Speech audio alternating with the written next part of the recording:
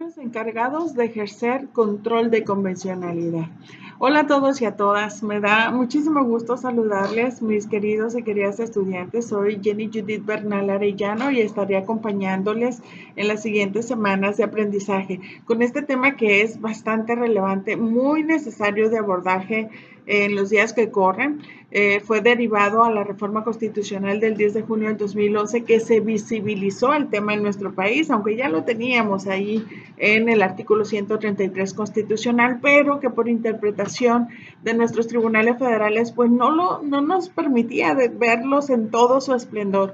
Pero la obligación, mis queridos y queridas estudiantes, que genera nuestro país cuando suscribe un tratado internacional, ya sea de manera bilateral con otra nación, de manera multilateral con otras naciones o en todo caso con organismos internacionales, esa actividad le genera una serie de obligaciones, de responsabilidades que debe acatar, entre ellas homologar su norma interna a los compromisos generados con el Tratado Internacional y sobre todo los actos de autoridad, adecuar los actos de autoridad a dichos compromisos generados en el Tratado Internacional. El verificar que cada uno de los estados que han suscrito tales tratados internacionales cumplan con sus obligaciones, eso implica, mis queridos y queridas estudiantes, el famoso control de convencionalidad, ¿no? ¿Y quiénes deben realizar ese control de convencionalidad? Bueno, pues debo decirles que en el ámbito interamericano, quienes tienen el control concentrado de la convencionalidad son la Comisión y la Corte Interamericana de Derechos Humanos. En el ámbito universal, los órganos derivados de la ONU que tienen en sus manos realizar un control concentrado de la convencionalidad son el Comité de Derechos Humanos de la ONU y la Corte Internacional de Justicia de La Haya. Pero en el ámbito jurídico mexicano debo decirles que toda autoridad, toda, no solo los jueces, ojo, esto es muy importante, no solo los jueces están obligados a realizar control difuso ex oficio de la convencionalidad. ¿Qué implica esto? Bueno, el control de convencionalidad, reiteramos, implica el verificar que las normas nacionales sean acordes con los tratados internacionales, que el acto de autoridad sea acorde, respetuoso de esas obligaciones que generó México al suscribir los tratados internacionales. Eso es lo que se tiene que verificar. Control de convencionalidad difuso. ¿Por qué difuso? Porque la obligación ya no reside o descansa solamente en órganos especializados en México, como podrían ser nuestros tribunales, sino que se distribuyó prácticamente en todos los servidores públicos de nuestra nación. Ojo, por supuesto, cada uno en el ámbito exclusivo de sus competencias, por lo que un servidor público de la administración pública no puede inaplicar una norma, pero sí lo puede hacer un juez. ¿Qué le toca hacer entonces al servidor público de la administración pública? Le toca interpretar conforme al tratado internacional. Con esto, él está realizando control de convencionalidad, ¿no? Ahora, ¿quién puede de todos los órganos, de todos los servidores públicos de nuestra nación, expulsar del ordenamiento jurídico una norma por considerarla inconvencional? Solo lo puede hacer, ojo, la Suprema Corte de Justicia de la Nación o en todo caso los órganos creadores de esa norma, es decir, los poderes legislativos a través ya sea de la figura de la abrogación o de la figura de la derogación según sea el caso, ¿no? La Suprema Corte de Justicia de la Nación, a través de las acciones de inconstitucionalidad y de las controversias constitucionales, cuando se obtienen por una mayoría de al menos 8 ministros, una votación cualificada, se puede llegar a expulsar del ordenamiento jurídico una norma jurídica que sea no solo inconstitucional, sino que sea también inconvencional. Y esto es importantísimo porque quiere decir que a través de estos mecanismos se les otorga efectos erga omnes a una sentencia derivada de una acción de inconstitucionalidad o de una controversia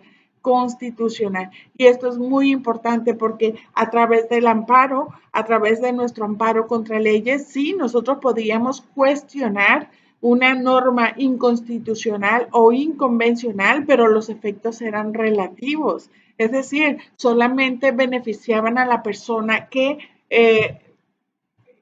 accionaba este mecanismo de control constitucional y convencional como lo es ahora el amparo mexicano, ¿no? Y con estas nuevas formas de ver y entender el derecho, con estos nuevos mecanismos garantes que se han creado y nuevos porque datan de los 90 hacia acá, como las acciones de inconstitucionalidad y las controversias constitucionales, se nos ha ampliado la posibilidad de que por lo menos nuestros tribunales federales, la Suprema Corte de Justicia de la Nación específicamente, pueda hacer un análisis con lupa del sistema jurídico mexicano y puede expulsar del ordenamiento jurídico una norma declarada ya sea inconstitucional o inconvencional, pero lo mejor es que con ello se le da efectos erga omnes, esto es, efectos para todos.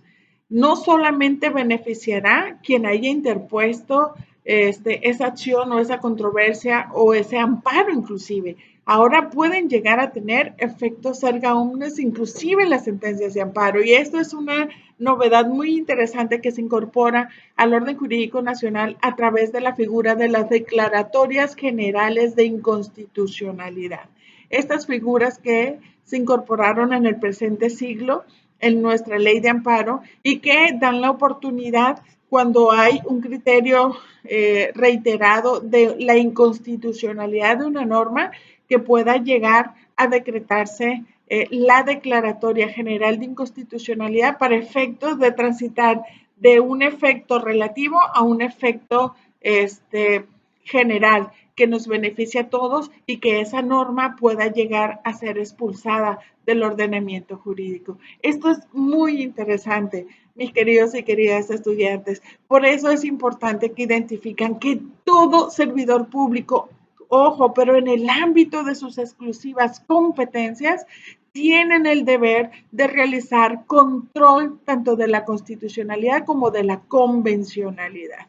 Y estoy segura que a lo largo de esta asignatura van a ustedes adquirir información valiosísima para efecto de estar en posición de determinar cuándo es viable el realizar control de convencionalidad y sobre todo, pues no olvidar que muy importante es el control de convencionalidad, sí, pero mucho más importante inclusive es la aplicación del principio pro persona, porque la propia norma internacional nos exige que ante los derechos reconocidos, ante la norma internacional y considerando los derechos reconocidos por cada uno de los estados partes en su normativa interna, ante un conflicto de no saber qué derecho reconocer, se debe reconocer aquel derecho que más ampliado o ampliamente reconocido esté en la norma en concreto o se debe elegir aquella norma que menos restrinja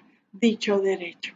Así que nos vamos a adentrar en una aventura apasionante del conocimiento. Estoy segurísima que van a quedar ustedes muy complacidos. Conoceremos los criterios de nuestros tribunales federales en torno al famoso control de convencionalidad. Analizaremos cómo la Corte Interamericana de Derechos Humanos a través de sus sentencias ha sentado precedentes muy relevantes y muy interesantes, que lo hemos visto en las sentencias que hemos recibido de la Corte Interamericana de Derechos Humanos, ¿no? Y que serán materia de nuestro análisis. Un análisis necesario, indispensable y que nos va a llevar a encontrar información de gran valor.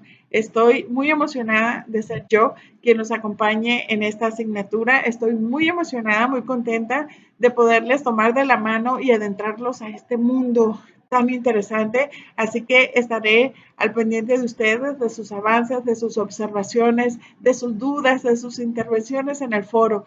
Soy Jenny Judith Bernal Arellano y estoy para servirles. Hasta pronto.